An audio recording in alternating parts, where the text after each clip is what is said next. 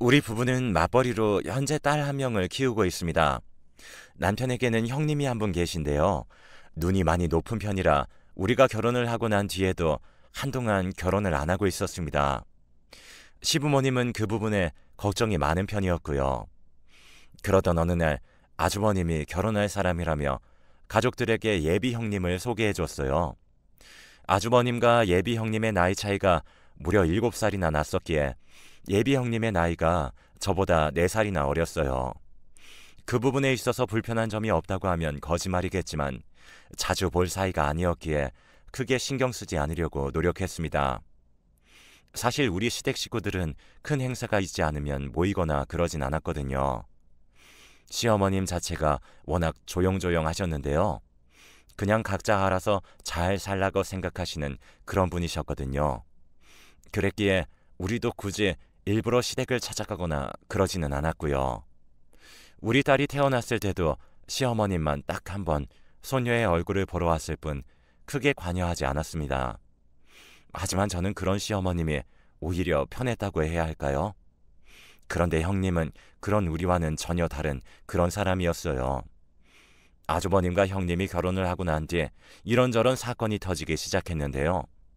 우선 형님은 오지랖이 엄청 넓은 그런 사람이었어요. 한마디로 그냥 가만히 있지 못하는 그런 사람이었습니다. 일을 스스로 만들어서 하는 그런 사람 말입니다. 참고로 형님은 전업주부인데 결혼하기 전에도 딱히 제대로 된 일을 해본 적이 없었다고 합니다. 그냥 이런저런 아르바이트를 하다가 아주버님을 만나서 결혼했다고 들었거든요. 그렇게 아무래도 저보다는 시간이 많이 날 수밖에 없었겠죠. 하지만 그런 형님에 비해 저는 일을 하고 있었기에 항상 바쁠 수밖에 없었어요. 다행히 남편이 많이 도와주고 있었기에 큰 불만은 없었지만 맞벌이가 절대 쉽지 않다는 것을 절실히 느끼고 있었습니다. 형님은 그런 우리를 잘 이해하지 못한 채 자꾸만 일을 만들기 시작했고요. 신혼여행을 다녀온 형님이 어느 날 저를 따로 찾아왔는데요. 퇴근 후 부랴부랴 딸을 유치원에서 데리고 집에 들어오자마자 형님에게 전화가 걸려왔어요. 동서, 나 동서 집 앞인데 잠깐 들어가도 되지? 네? 저희 집 앞이요? 그게 미리 연락을 하고 오셔야. 저도 제가 말을 하고 있었지만 형님이 제 말을 단박에 끊고는 말을 이어나갔어요. 형님 동서 사이에 뭐 그렇게까지 격식을 차려. 앞으로 친하게 지내야 하는데. 아니, 그래도 저희가 맞벌이다 보니 퇴근 후에 집에서 이것저것 할 게 많거든요. 근데 지금 막 퇴근하고 들어와서 집안이 너무 엉망이어서요. 괜찮아. 나 지금 동선의 집 문 앞이야. 문 좀 열어봐. 형님은 제 말을 듣는 둥 마는 둥 초인종을 눌러댔어요. 그런 형님의 행동에 기분이 많이 상할 수밖에 없었는데요. 그냥 다짜고짜 집을 찾아온 것도 이해할 수 없었고, 비록 제가 동서라고는 하지만 4살이나 많은데 대놓고 반말을 하는 것도 기분이 나빴거든요. 그렇게 제가 굳은 표정으로 문을 열어줬지만 그런 제 마음을 아는지 모르는지 형님이 당당하게 집 안으로 들어왔어요. 어머, 나는 동서가 집이 엉망이라고 하길래 그냥 하는 소린 줄 알았는데 이거 완전 개판 5분 전이네. 아무리 그래도 주부가 너무 심한 거 아니야? 그게 남편이랑 제가 새벽 5시 30분에 일어나서 준비하는데도 애 밥 먹이고 그러다 보면 시간이 빠듯하더라고요. 아침에 회사까지 가려면 차도 많이 막히고 해서 다녀와서 정리하고 있어요. 동서, 아무리 그래도 집이 이렇게 난장판이 될 것 같으면 더 일찍 일어났던가 했어야지. 이건 진짜 너무 심한 것 같네. 아무튼 우리나라 여자들 문제야. 요즘 맞벌이니 뭐니 하면서 집안 꼴을 아주 개판 만들어 놓고도 아주 당당하잖아. 평소 형님의 말투가 곱지만은 않다는 것을 잘 알고 있었지만 그날따라 막말을 하는 형님에게 기분이 상할 대로 상할 수밖에 없었는데요. 생각 같아서는 한마디 쏘아붙이고 싶었지만 굳이 상대할 가치가 없어 보였기에 꾹 참고 말았습니다. 형님, 근데 갑자기 왜 오신 거예요? 아, 맞다. 저기 말이야. 내가 남편한테 물어보니까 조금 있으면 어머님 생신이라고 하더라고. 그래서 그거 의논하러 왔지. 네, 곧 어머님 생신이긴 한데 뭘 의논하신다는 거예요? 우리 그동안 시부모님 생일날 외식하고 용돈 드렸었는데요. 아니, 동서, 그동안 진짜 대충 살았구나. 하긴 집안 꼬라지를 보니 그러고도 남겠더라고. 형님이 다시 집안을 휙휙 둘러보고 있었어요. 저기요, 형님. 말씀이 너무 지나치신 것 같은데요. 아무튼 내 말은 그래서 말인데 내가 결혼하고 첫 생신이기도 하고 해서 거하게 생신상을 좀 차릴까 하거든. 네? 생신상을요? 그런데 제가 알기로는 어머님도 그런 거 안 좋아하시는 걸로 알고 있어요. 어머님 성격이 워낙 조용조용하시거든요. 동서, 그건 동서가 그동안 제멋대로 행동했으니까 그런 거지. 아무튼 어머님 생신 전날에 음식 만들 거니까 동서도 한 이틀 정도 휴가 좀 냈으면 좋겠어. 네? 휴가를요? 그것도 이틀씩이나요? 그건 좀 어려울 것 같은데요. 제가 회사를 비우면 나머지 사람들이 많이 힘들어지거든요. 그동안 계속 외식했는데 이번에도 그냥 외식하시죠. 제가 괜찮은 식당으로 예약해 놓을게요. 동서, 지금 내 말 무시하는 거야? 내 말 잘 들어.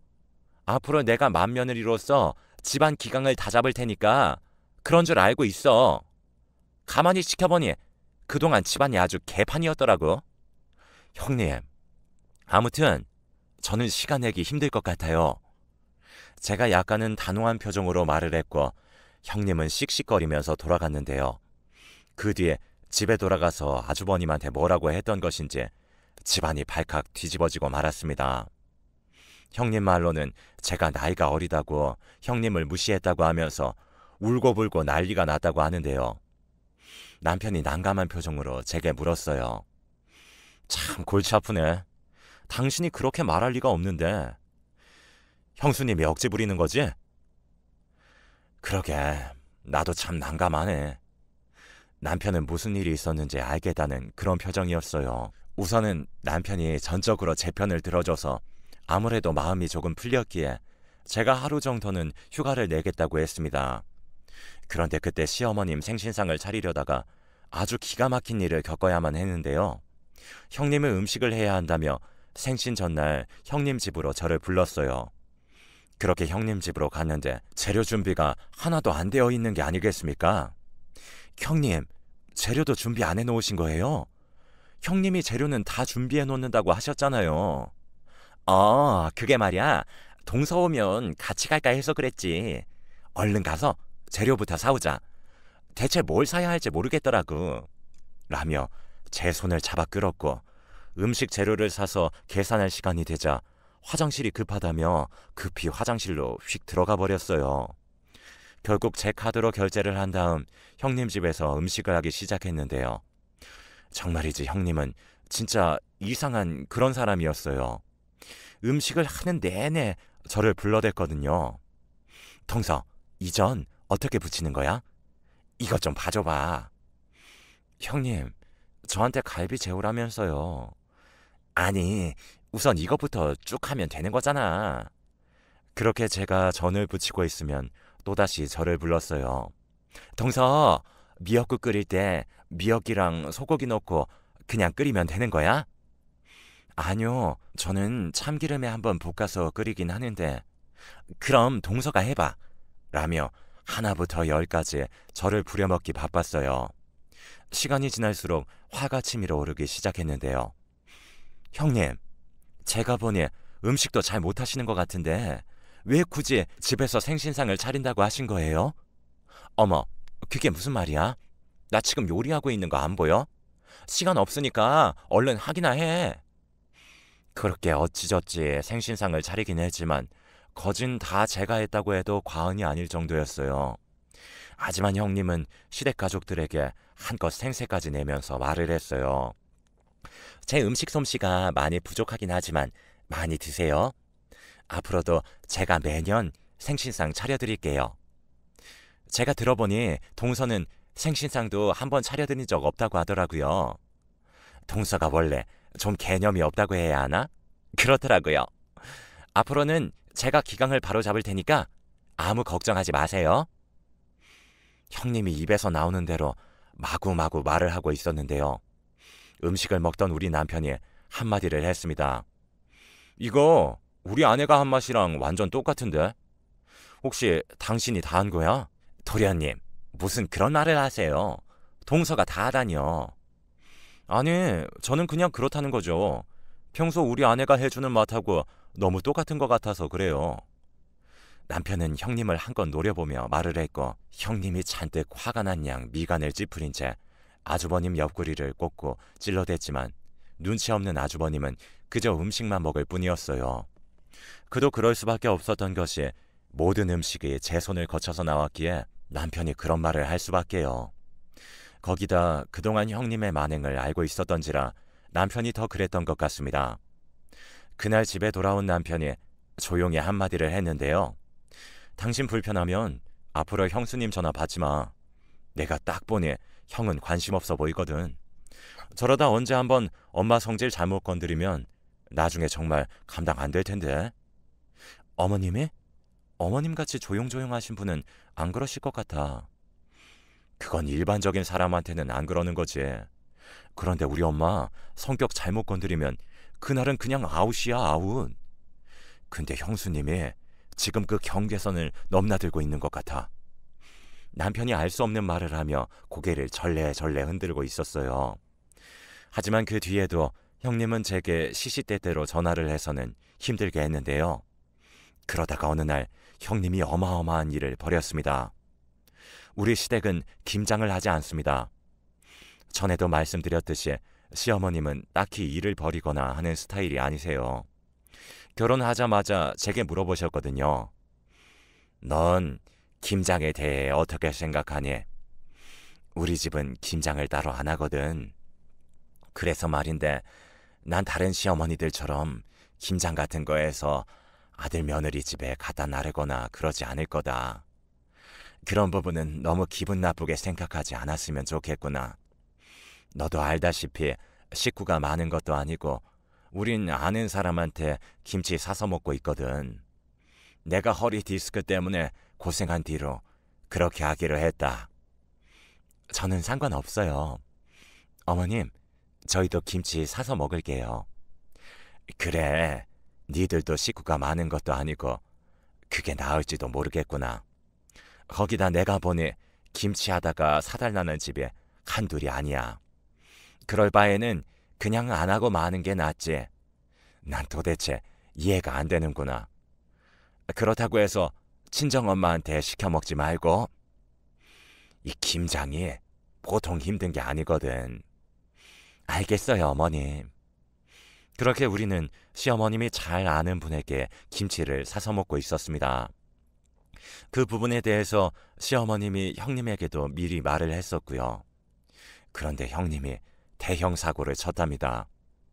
시어머님이 분명 김장을 안 한다고 했음에도 불구하고 어느 날 시댁으로 배추를 잔뜩 배송시켰거든요. 배추를 보고 시어머님이 경기를 한 건 말할 것도 없었고요. 놀라신 시어머님이 우선 제게 전화를 하셨어요. 예, 지금 우리 집에 배추가 엄청 많이 배달되어서 왔는데 너 혹시 이게 무슨 일인지 알고 있는 거야? 네? 배추가요?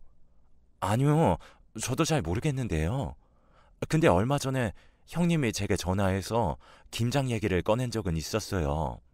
그래서 제가 형님한테 우리는 그동안 김장 안 했다고 말했는데 김장을 안 하는 집이 어딨냐고 뭐라고 했던 적이 있긴 했어요.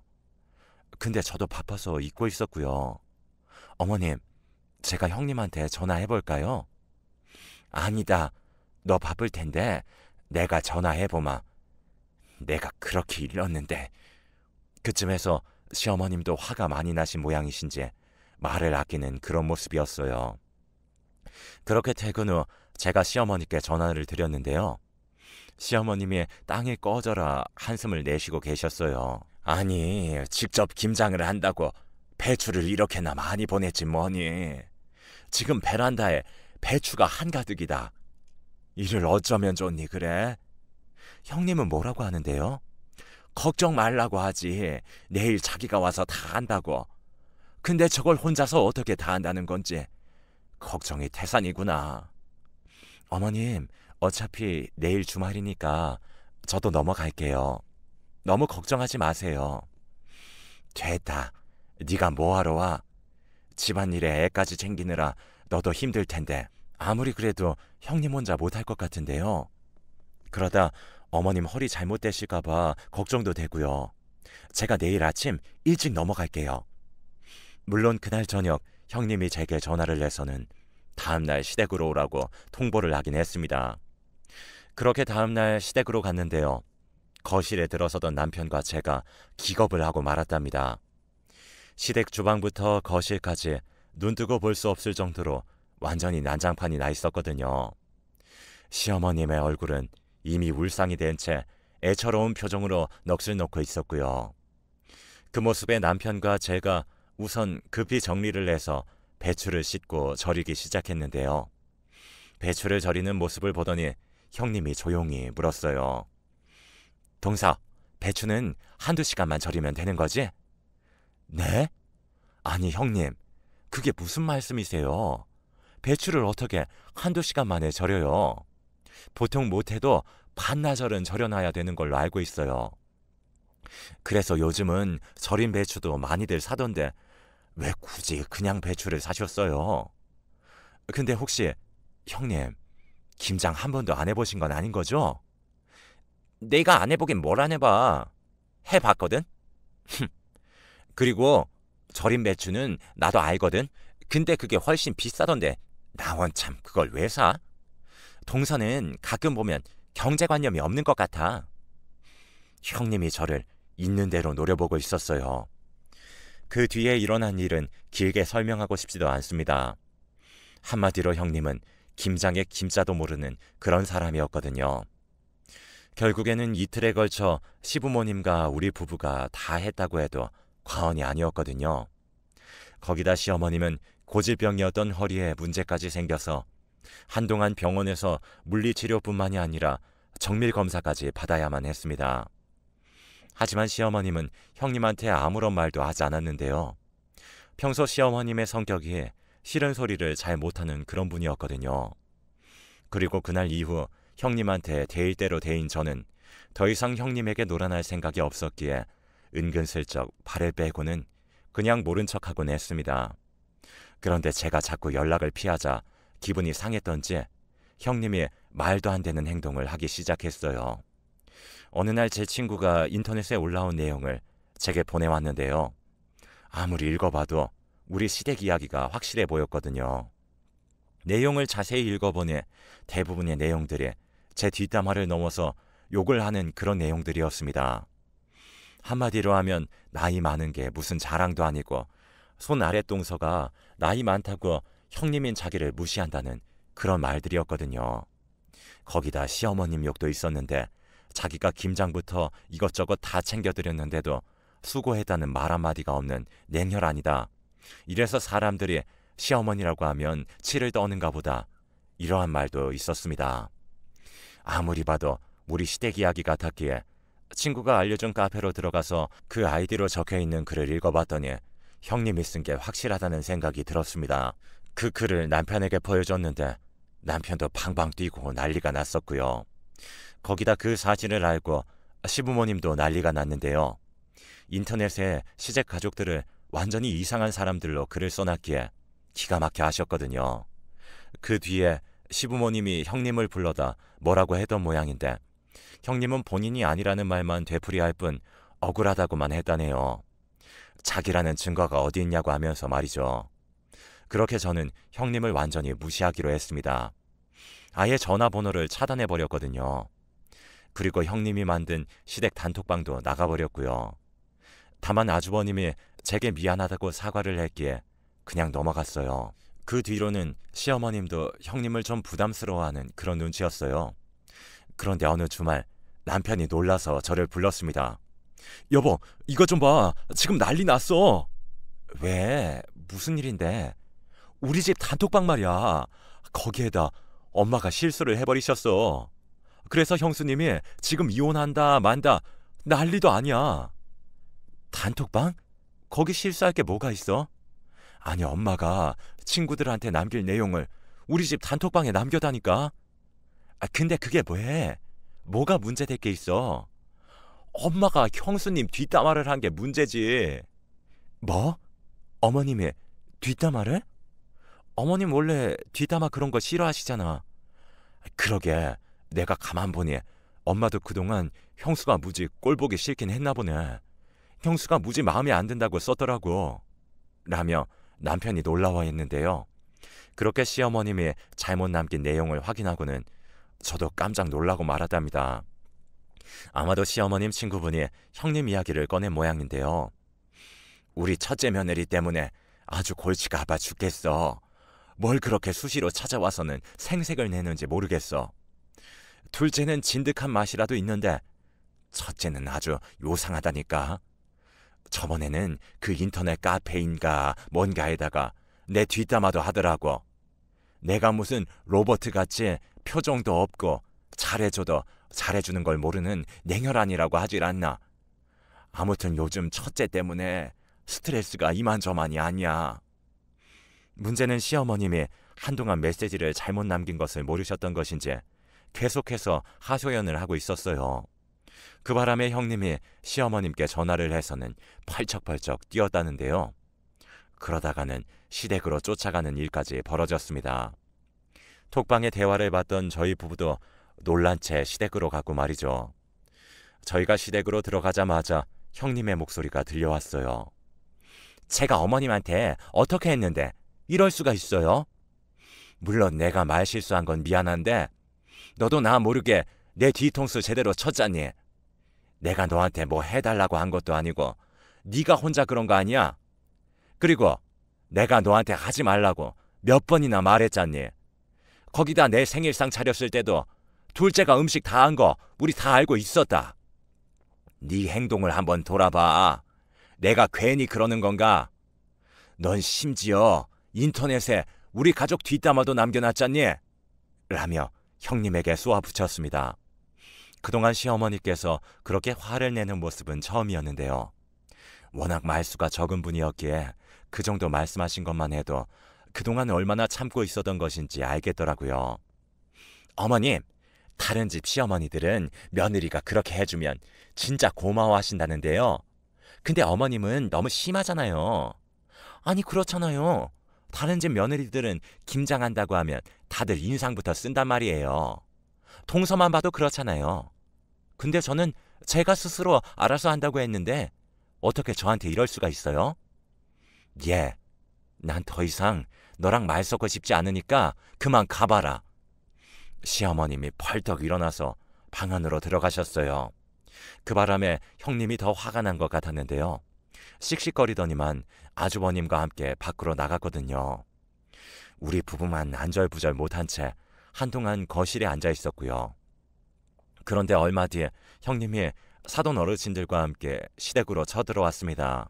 형님이 사돈 어르신을 모시고 온 건 그렇다 치더라도 아주버님의 처신이 참 안타까울 수밖에 없었는데요. 옆에서 형님의 눈치만 보고 있었거든요. 그렇게 집안이 발칵 뒤집어지고 말았습니다.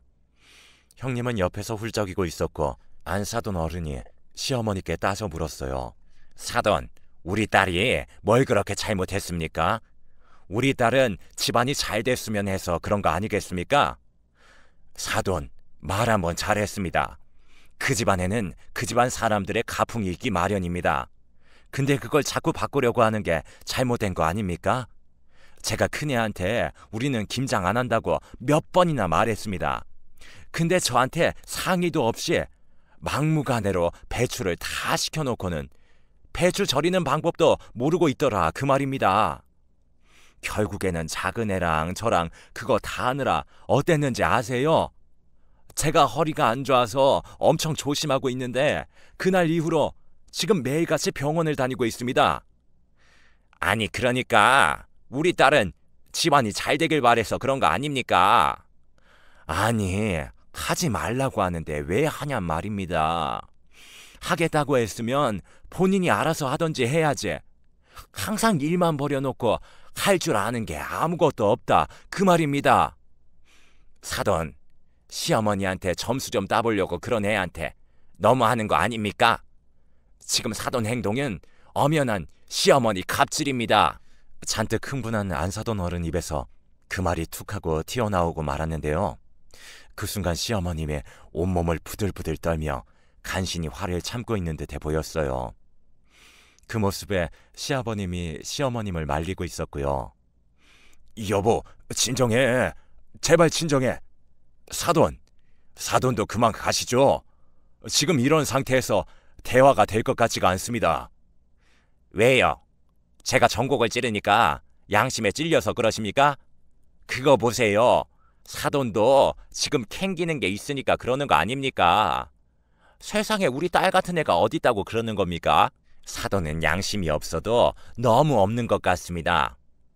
안사돈 어른이 계속해서 시어머니에게 도발을 하고 있었는데요. 그 순간 시어머님이 포효하시기 시작했습니다. 야, 김상배! 너 이 자식, 엄마가 이 꼴을 당하는데도 옆에서 보고만 있는 거냐? 네가 그러고도 아들이야? 니들이 헤어지든지 말든지 우린 관심도 없으니까 앞으로 우리랑 연 끊고 니들만 둘이서 살아. 집안이 떠내려가라 소리를 지르며 금방이라도 아주버님에게 달려들 기세였기에 우리가 그런 시어머님을 잡고 말렸지만 시어머님은 이미 이성을 잃은 듯해 보였어요. 그때 당시 시어머님의 눈에 흰자밖에 보이질 않았다고 해도 과언이 아니었거든요. 그런 시어머님의 모습에 안사돈 어른과 형님이 기겁을 했는데요. 그동안 조용조용하기만 하던 시어머님이 갑자기 돌변한 모습에 뭔가 잘못되어 가고 있다는 생각을 한 모양인지 슬금슬금 뒷걸음질을 치더니 주랭랑을 치기 시작했습니다. 그 뒤에도 시어머님은 한동안 소리를 지르셨고요. 그동안 워낙 조용하고 말씀이 없던 시어머님이었기에 안사돈 어른이 만만하게 봤던 게 아니었나 싶었습니다. 하긴 저조차도 화가 난 시어머님의 모습이 너무나 낯설게만 느껴질 정도였으니까요. 잠시 뒤에 시어머님이 흥분을 가라앉힌 채 소파에 털썩 주저앉았어요. 내가 조용히 살려고 부단히도 노력하고 있구만. 왜 자꾸 사람 성질을 건드려? 아유, 진짜 주먹이 운다, 주먹이 울어. 예전 같았으면 한 주먹거리도 안 되는구만.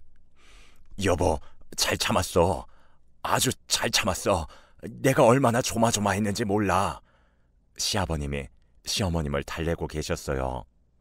잠시 후 시어머님이 저를 바라보며 언제 그랬냐는 듯 부드러운 목소리로 물었어요. 작은 애야, 많이 놀랐지? 어머님, 아까는 진짜 너무 놀랐어요. 난 정상적인 사람들한테는 아주 순한 양이니까 너무 무서워하지 말거라. 이게 말이다, 상식이 없는 사람들한테 상식적으로 대해줄 필요가 없는 거거든. 봐라, 상식적으로 대해주더니 사돈 집에 쳐들어와서 저러고 있지 않니? 내가 김장한다고 우리 집으로 배추를 한 무더기 보냈을 때부터 이미 단단히 벼르고 있었어. 김장만 아니었어도 내가 꾹 참으려고 했는데 그때 허리 디스크가 다시 도져서 아직까지도 엄청 고생하고 있잖니. 다시 화가 치밀어 오른다는 듯이 시어머님이 주먹을 불끈 쥐고 있었는데요. 난 이미 이래 될 줄 알고 있었어. 그래서 내가 형한테 형수님 말리라고 몇 번이나 말했었는데 들은 척도 안 하더라고. 와, 그래도 엄마 많이 참았더라. 난 오늘 2판 4판 난장판 될 줄 알았거든. 너도 네 형처럼 되고 싶지 않으면 입 다물어. 조용히 해. 작은 애야, 우리 앞으로 절대 김장 같은 거 하지 말자. 내가 모르냐, 그놈의 김장하다가 사달라는 집이 한두 집이 아니라니까. 그래서 내가 절대 하지 말라고 그렇게 다짐했었구만. 네, 어머니. 저도 김장하는 거 별로 안 좋아해요. 제가 시어머니 눈치를 보며 급히 대답했는데 남편이 놀리듯 말했어요. 엄마, 우리 집사람 엄마 때문에 완전히 쫄은 것 같은데? 작은 애야, 나 그렇게 무서운 사람 아니다. 그러니까 긴장 풀거라. 시어머님이 최대한 부드러운 목소리로 말씀하셨어요. 그 말에 우리 모두 큰 소리로 웃었고 말이죠. 그 뒤 아주버님과 형님은 시댁에 완전히 발을 끊었습니다. 그러거나 말거나 시어머님은 상관조차 하시지 않았는데요. 마치 원래 없었던 사람들 마냥 그렇게 행동하셨습니다. 문제는 그 뒤에도 시어머님의 복수가 계속되었답니다. 그러니까 아주버님이 결혼을 하면서 시부모님께 전세 자금을 빌려간 게 있었어요. 그 부분은 시부모님이 저희에게 이미 말씀을 하셨었기에 우리도 알고 있었던 내용이었습니다. 저희가 결혼할 때도 은행에서 대출 받으면 이자가 비싸니까 여윳돈을 빌려주셨거든요. 저희 부부는 맞벌이를 하면서 그 돈을 거진 다 갚았고요. 그런데 시어머님이 아주버님에게 그 돈을 당장 갚으라고 했다고 하네요. 그 말에 아주버님은 돈이 없다며 악착같이 버틴 모양인데요. 우리 신부모님이 조금 냉정해 보이실진 모르겠지만 부모 자식 간에도 금전 거래를 할 때는 차용증을 꼭 쓰곤 하셨거든요. 물론 저희 부부도 매달 갚아나가는 걸로 차용증을 썼었고요. 그렇게 시어머님이 아주버님에게 돈을 갚으라고 압박을 했다고 합니다. 그런데 참 기가 막혔던 것이 그제서야 형님이 시부모님께 사과를 하고 싶다고 했다네요. 하지만 시어머님은 들은 척도 하지 않으셨고요. 덕분에 안 사돈 어른이 다시 시댁에 찾아와서 사과를 하며 부탁까지 하더랍니다. 그래도 장남인데 꼭 그 돈을 돌려받아야 되겠습니까? 아니면 애들한테 시간을 조금 더 주시면 안 되겠습니까? 아니요, 그럴 순 없는 것 아니겠습니까? 우리 둘째는 열심히 벌어서 지금 다 갚아가거든요. 근데 첫째네는 지금 돈 안 보낸 지 한참 됐거든요. 그 부분에 대해 벌써 여러 번 말을 했던 부분이고요. 그러니 안 사도는 상관하지 마시고 돌아가시죠. 그때 제가 소란을 피워서 그런 거라면 사과드리겠습니다. 아니, 안 사돈이 왜 이렇게까지 하시는 건지 잘 모르겠습니다. 사실 우리 딸이 워낙 곱게만 자라서 제대로 일을 해본 적이 없어서요. 근데 그 돈을 매달 갚아나가려고 하면 우리 딸도 일을 해야 하는데 아무래도 그게 힘들 것 같아서 말입니다. 김서방 월급이 많은 것도 아니고 지금 아파트를 빼서 갚아야 하는 상황 아니겠습니까? 그럼 전세를 빼고 처가살이 하겠다고 그러고 있으니 저도 지금 난감하답니다. 근데 저희 집이 워낙 작기도 하고 그래서 걱정이 이만저만이 아닙니다. 글쎄요, 저는 잘 모르겠습니다. 라며 시어머님이 단호하게 말을 했다고 합니다. 그 바람에 형님이 저한테까지 연락을 해왔는데요. 저보고 잘 좀 말해달라며 몇 번이나 부탁을 했는지 모르겠습니다. 하지만 우리 시어머님이 제 이야기를 듣는 분도 아니었기에 저는 그저 모른 척하고 말았습니다. 결국 아주버님과 형님은 전세를 빼서 처가로 들어갔다고 하네요. 시어머님이 당장 돈을 갚으라고 닥달을 했었거든요. 둘 다 신용도 안 좋았던 모양인지 대출받기도 어려웠다고 하더라고요. 지금도 가끔 안 사돈 어른이 시어머니께 연락을 하는 모양인데요. 형님과 아주버님을 시댁에서 살게 하면 어떻겠냐고 묻더랍니다. 물론 시어머님이 단박에 거절을 하셨고요. 형님은 그 와중에도 일을 안 하고 빈둥거리고 있다고 하는데 생각만 해도 갑갑하기만 하네요. 그리고 우리는 예전처럼 평화로운 시간을 보내고 있답니다. 그렇게 그냥 시어머님이 하라는 대로만 했다면 큰 문제가 없었을 텐데 왜 이 사달을 만든 건지 도무지 이해가 되지 않습니다.